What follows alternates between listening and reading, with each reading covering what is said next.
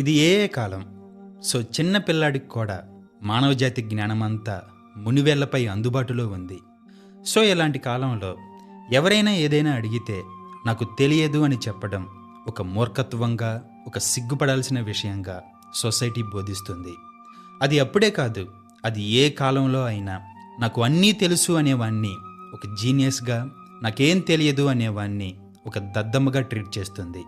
కానీ 2.5 సంవత్సరాల క్రితం మాసిపోయిన గడ్డంతో, చిరిగిపోయిన చొక్కాతో వీధుల్లో తిరిగిన ఒక కురు వృద్ధుడు నాకేం తెలియదు అన్నందుకు ఫిలాసఫీ అతన్ని రెస్పెక్ట్ చేసింది. చరిత్ర అతనికి కిరీటం పెట్టింది, అతన్ని అమరుండి చేసింది. ఎందుకు? సోక్రటీస్ కాలంలో ఏథెన్స్లో సోఫిస్టులు ఉండేవారు. వాళ్ళు మనీ తీసుకొని ఎవరికి ఏ విషయం గురించైనా నేర్పేవారు. ఎందుకంటే వాళ్ళకన్నీ తెలుసు. జస్టిస్ గురించి, సక్సెస్ గురించి, లైఫ్ గురించి అండ్ డెమోక్రసీ గురించి, ఇలా ప్రతిదీ తెలుసు. వాళ్ళు సెల్ఫ్ కాన్ఫిడెన్స్తో నిండిన వ్యక్తులు.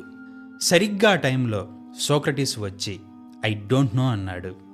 ఈ మాట వినడానికి చాలా వినమ్రంగా ఉండొచ్చు, బట్ రియాలిటీలో అది ఒక ప్రొవోకేటివ్ స్టేట్మెంట్. ఎందుకంటే అతను అక్కడితో ఆగలేదు. నాకే కాదు, మీకు కూడా ఏం తెలియదు అన్నాడు. తమకు అన్నీ తెలుసు అని నమ్మిన వాళ్లకు తమ అజ్ఞానాన్ని వారి ముఖానే చూపించిన వ్యక్తి ఎంత ప్రమాదకారి అవుతాడో ఆలోచించు.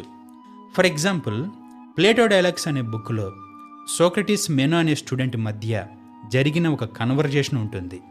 మెనో అనేవాడు ఒక యువ సైనిక నాయకుడు. అతను ఆ కాలపు అత్యంత ప్రసిద్ధి చెందిన సోఫిస్ట్ జార్జియస్ దగ్గర చదివాడు. ఇప్పుడు అతను సోక్రటీస్ని ఒక ప్రశ్న అడుగుతాడు. మనం సక్సెస్ని, ఎక్సలెన్స్ని నేర్పించవచ్చా? ఈ ప్రశ్నకి సోక్రటీస్ డైరెక్ట్గా సమాధానం ఇవ్వడు. దానికి బదులు మెనోని అసలు సక్సెస్ అంటే ఏంటో ముందు మనకు తెలుసా అన్నాడు. బెజోస్లా కోట్లు సంపాదించడం సక్సెస్నా, లేదా మదర్ తెరీసాలా బీదవాళ్లకు జీవితమంతా సేవ చేయడం సక్సెస్నా? ఈ 2 ప్రశ్నలు సక్సెస్ అనే ఒకే మాటని అడుగుతున్నాయి, కానీ వాటి డైరెక్షన్ పూర్తి ఆపోజిట్గా ఉన్నాయి. ఇక్కడ మెనో సక్సెస్ని డిఫైన్ చేసినప్పుడు ఎలా ఉందంటే power, control, money, getting what you want. So మెనో తనకి తెలుసు అని అజ్యూమ్ చేసుకుని ప్రశ్న వేశాడు. కానీ అతని అజంప్షన్లోనే అతని అసలైన అజ్ఞానం దాగుంది. బట్ అజంప్షన్ వేరే, నాలెడ్జ్ వేరే. అది తెలియకపోతే నువ్వు ఎప్పటికీ ఏదీ తెలుసుకోలేవు. ఇప్పుడు అసలు ప్రశ్న దగ్గరకు వద్దాం. సోక్రటీస్ అజ్ఞానాన్ని మనం ఎందుకు గౌరవించాలి?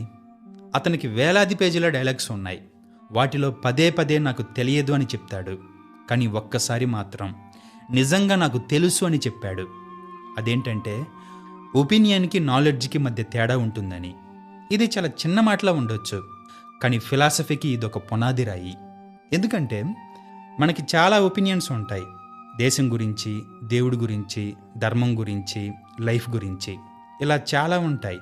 ఆ ఒపీనియన్స్ మనకు చాలా నమ్మకంగా అనిపిస్తాయి. అవి మన ఐడెంటిటీతో ముడిపడి ఉంటాయి. కానీ అవి లాజికల్గా ఎగ్జామిన్ చేసినవి కావు, క్రాస్ క్వశ్చన్ చేసినవి కావు, అండ్ టెస్ట్ చేసిన నాలెడ్జ్ కాదు. సో సోక్రటీస్ ఈ రెండింటి మధ్య తేడా చూపించాడు.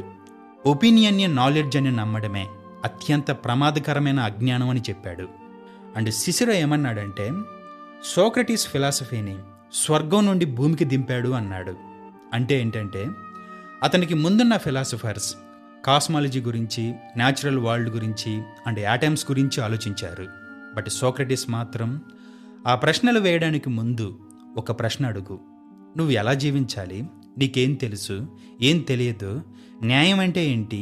మంచి అంటే ఏంటి? ఎక్సెట్రా.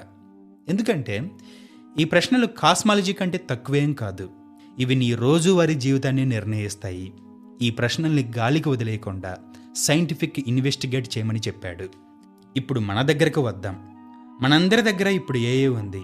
దాంతో ప్రతోడు ఒక ఫిలాసఫర్, ప్రతోడు ఒక అపర మేధావి.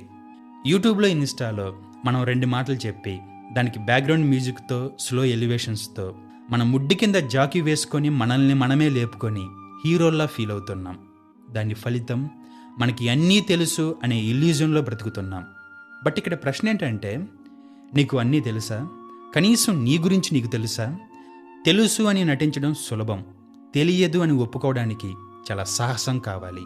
కానీ ఆ సాహసం లేనిదే అసలైన జ్ఞానం పొందలేము. అందుకే సోక్రటీస్ 2.5 సంవత్సరాల తర్వాత కూడా మనకు అవసరం అవుతున్నాడు. అతను సమాధానాలు ఇచ్చినందుకు కాదు, ప్రశ్నించడం మానవుని అత్యున్నత గుణం అని నిరూపించినందుకు, అండ్ నాకే కాదు నీకు కూడా ఏమీ తెలియదు అని నిరూపించినందుకు. ఇక్కడ ఒక ఇంపార్టెంట్ పాయింట్ ఏంటంటే, నాకు తెలియదు అని చెప్పడం నిహిలిజం కాదు, సోమరితనం అసలే కాదు.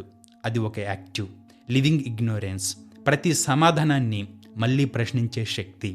అంటే చివరిగా ఒక మాట, అజ్ఞానం సుఖంగా ఉండొచ్చు, కానీ అంత మాత్రాన మనం మూర్ఖత్వాన్ని సెలబ్రేట్ చేయాల్సిన అవసరం లేదు.